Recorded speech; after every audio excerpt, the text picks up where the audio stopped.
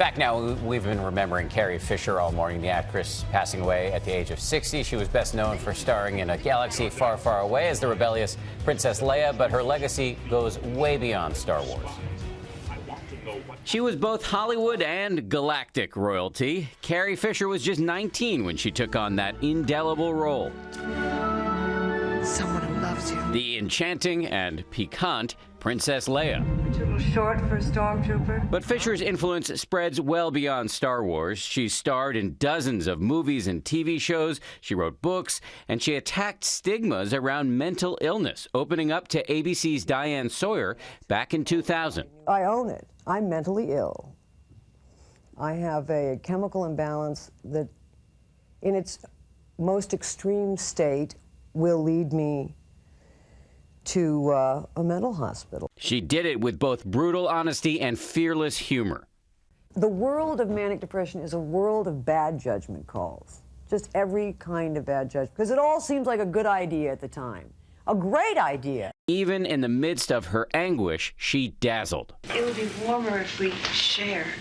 Under the Rainbow is the one where I was completely crazy. I was not sleeping. I had a seizure on the set. Any idea what she's taking?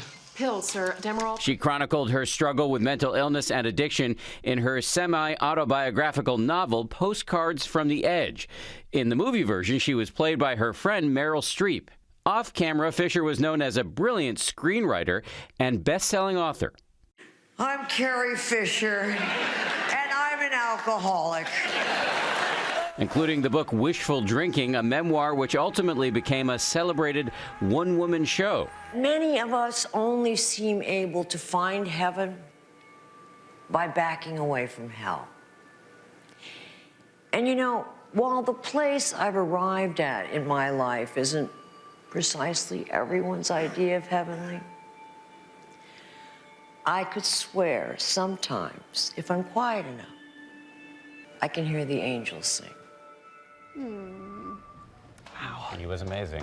Jess Cagle, editorial director of People magazine, is back now with us. So you interviewed her many times.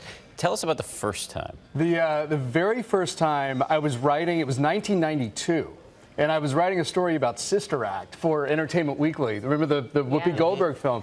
And it was a huge hit, but we didn't know that at the time. It was a very, very troubled production, and Carrie Fisher had been a script doctor on it, because a lot of people don't know that throughout her career, she had a hand in dozens and dozens of movies and made a huge living being a script doctor.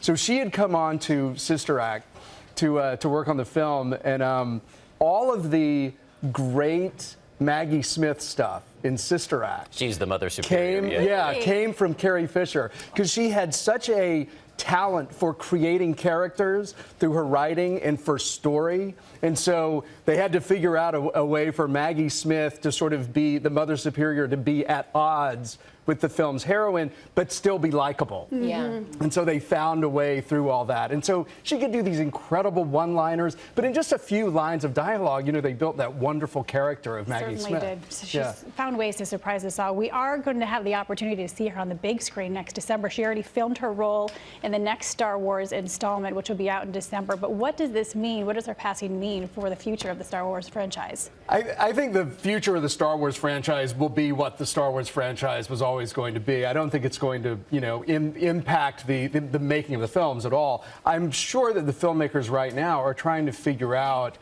what they're going to do with Princess Leia, and you know, whether or not you will see her pass away in an upcoming film, or what else has already happened. I just don't know. But I'm sure that, you know, J.J. Abrams, who's, you know, obviously working on those films, had you know, he loved Carrie Fisher, and they had developed a great relationship. So I'm sure that he's thinking very seriously about what's going to happen. Yeah. Jess Cagle, we appreciate your analysis on this sad day. Thank you very much. Thank you.